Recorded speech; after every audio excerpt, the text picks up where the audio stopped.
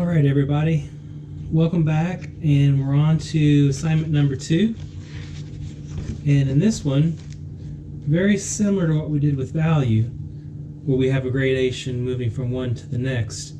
Now we're going to work with saturation, and we're going to use yellow, and we're going to see what happens to yellow as we desaturate it or add gray to it. But it's not just any gray up here. It has to be a gray that's the same value as the yellow. So if we look at our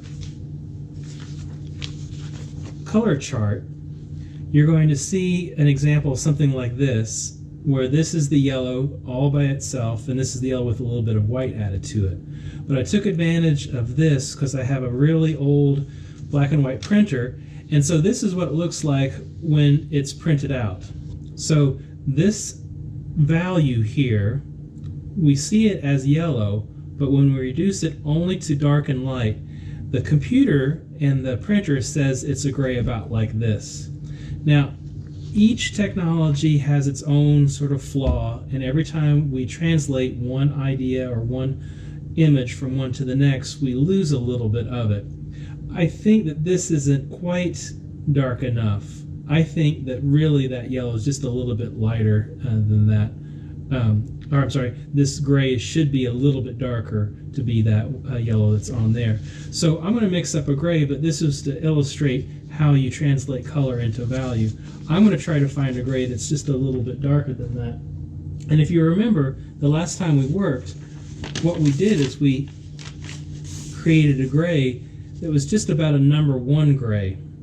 And so this is the same palette that I had out from before. And yellow should be a number 3 gray, so it should be a little bit darker than this right in here. So if you count in on your value scale, that number 3 gray, if you did a good job with it, should be the right gray that matches with this yellow.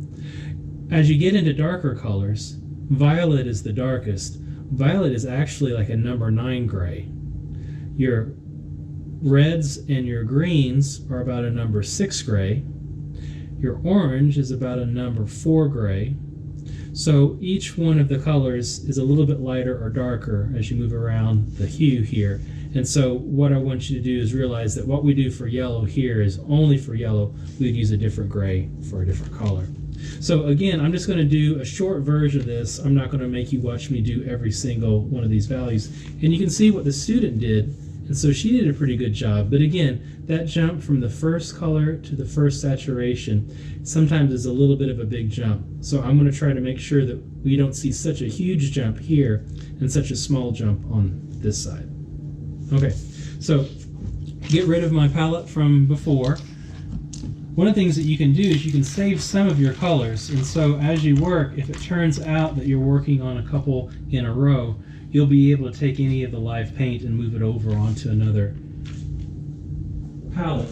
And again, I'm using this freezer paper just because it's easy for me to have a large area for you to see. You'll use the page in your lab book. So I'm going to transfer my white and my black over to my new palette.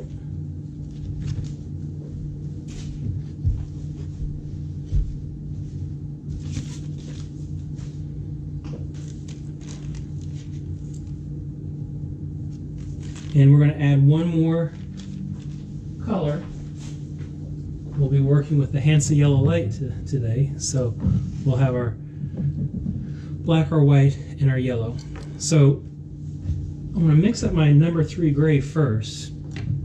And number 3 gray, if you're following along, it's probably going to be a lot more white than black. And I'm going to mix up enough of it so it'll get me through the whole assignment. So about 2 amounts of wasabi on here. So I'm going to bring my black down.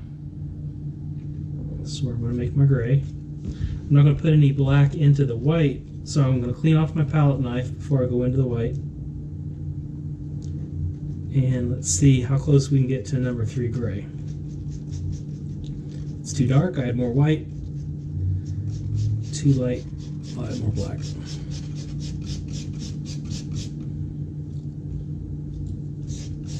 Get rid of all the striations.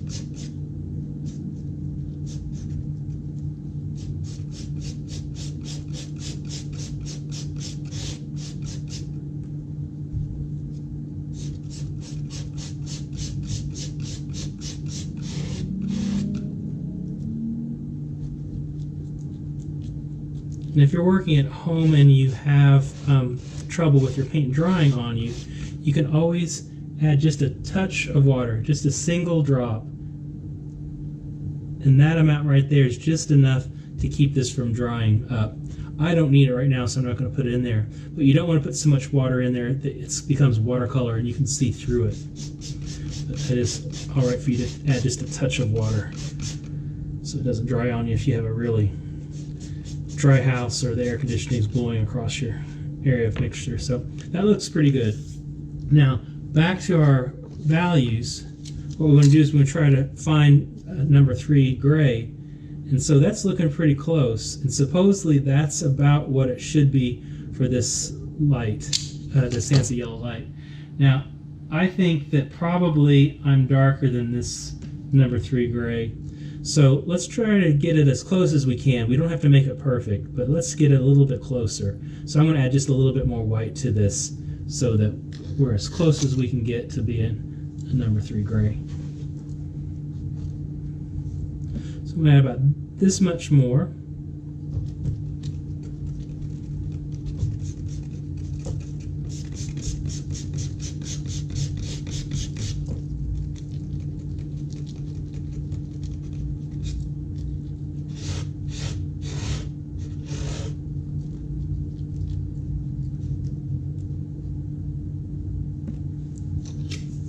Number 3 gray again. I think it could still be a little bit lighter. Let's go ahead and add a little more white to it. I need a little bit more. And you don't add paint to your mixture, because what happens is that paint separates from the tube. A little bit of that gray gets up onto here. And once you get a little bit of gray inside your tube, every time you squirt it out, you'll always have just a little bit of that on there. You're going to have to clean it off with a paper towel afterwards. So always add your color off to the side and then mix it in with the palette knife.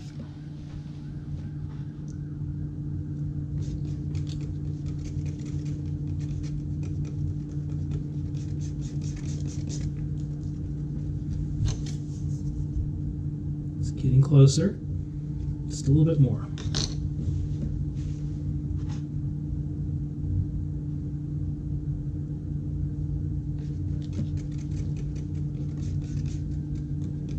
And you'll get much quicker with this as we go on this semester. So if for the first couple of days you think, wow, it takes me forever to get something right, it's going to get so much easier on you, so don't get frustrated. Okay. All right, so that's close enough for what we're going to be doing. It could still be just a touch lighter, but this is going to be fine. All right, so this is going to be my gray mixture I add to my yellow.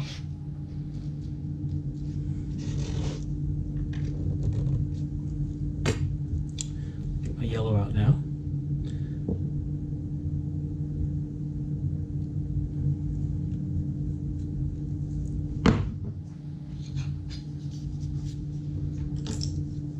So as just a way to get started, I'm going to start out with solid yellow, and you'll find that these paints have different opacity. They cover in different qualities, and yellow can be very transparent. So if you've got pencil drawing underneath, you're going to find that you're going to see that a lot, and if that bothers you, just draw with a lighter pencil line.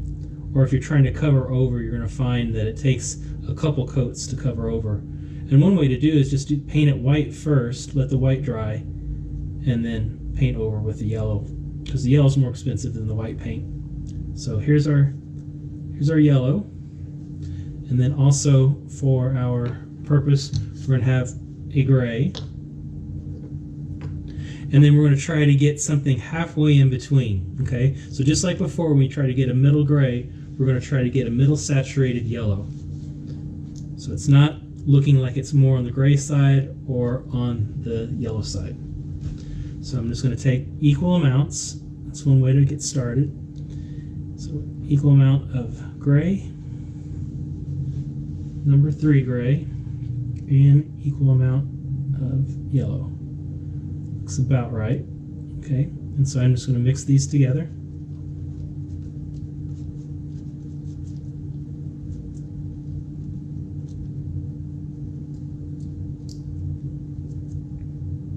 Now if you find that you think this is looking greenish, that may be because the carbon black that we have has a cool quality to it, and cool meaning blue.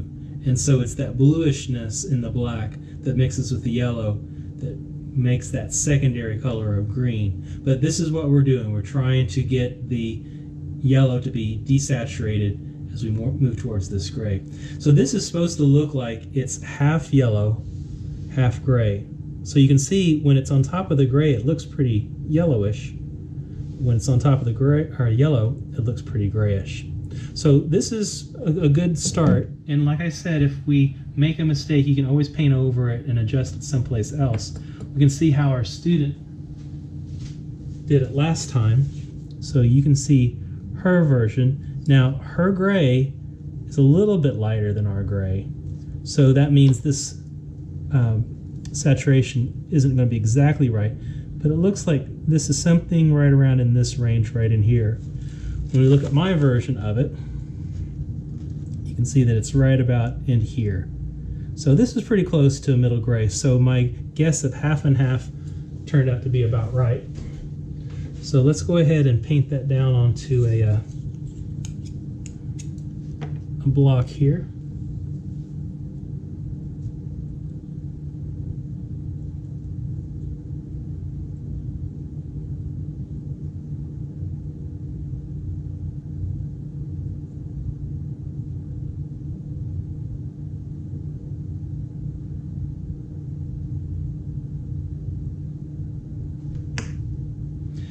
All right, and then just like we did with the value study, let's see if we can get just one step away from this yellow. Let's just see if we can just barely move less saturated than that. I'm just going to take my paintbrush here and move this off to the side so we have a little room to work.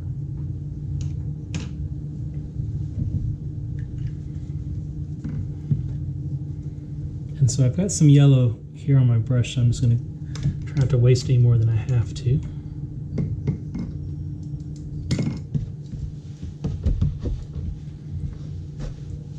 All right, so now what we're going to do is we're going to take our yellow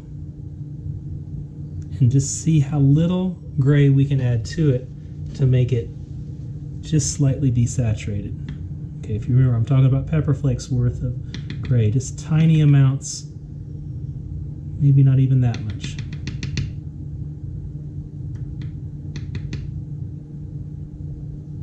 All right, so let's see how this looks.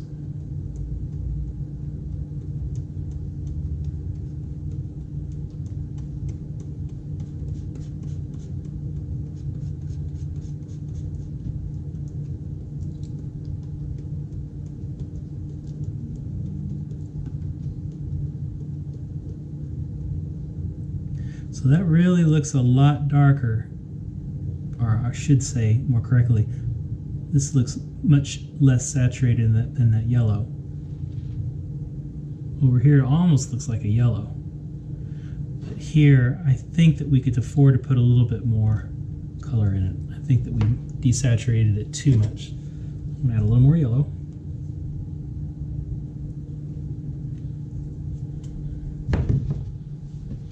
Clean off my palette knife.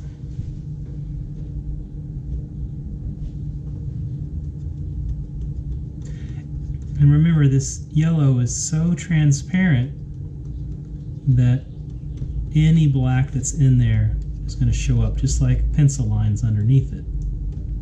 In this case, it's inside of the mixture.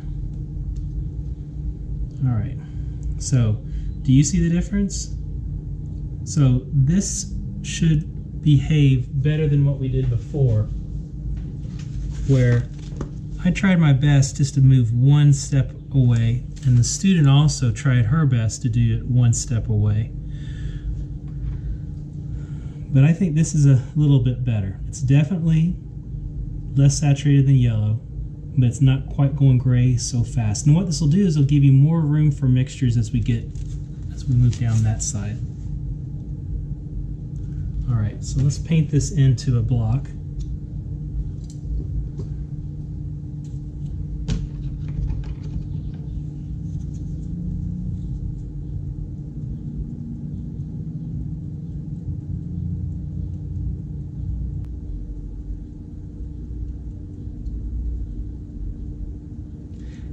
Also note how big this surface area is that I'm painting right now, and when you do your painting, you won't have to mix up quite as much paint to be able to fill in such a small area.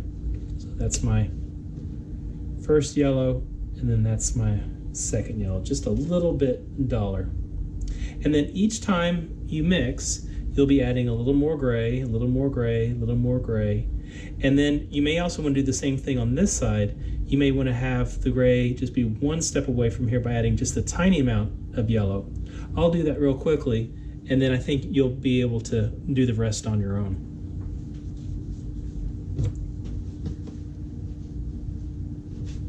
So I'll move this off to the side. I'll move some gray down here. And then just the smallest amount of yellow. Now, because I know it's translucent and I know what happened here, I'm going to add just a little bit more than what I did the opposite way. It's going to take a little more yellow to change the gray. It took a little less gray to change the yellow. Let's see how this looks.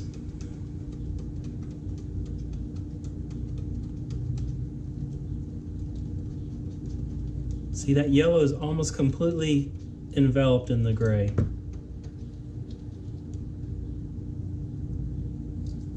I can see a difference, but boy, it's not much of a difference.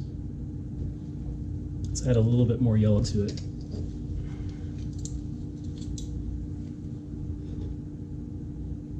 So about the same amount, again, I'm adding to it.